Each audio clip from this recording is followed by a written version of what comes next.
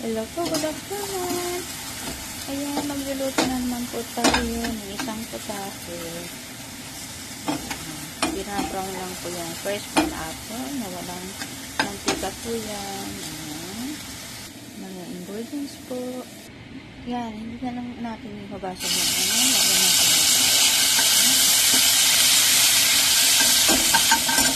Lagyan natin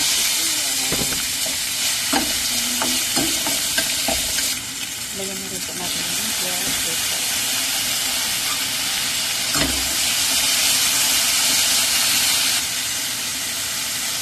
Lagyan natin konti. So, lagyan natin yung baka. Hindi na rin po natin na baka.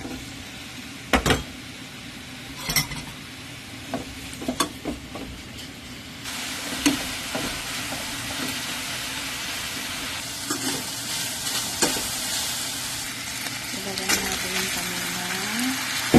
Pinisan natin. Lagyan na rin yung pangkalasa. Ayan. Okay na po ito. Luto na po. Hanggang sa muli po. Maraming salamat. Bye-bye.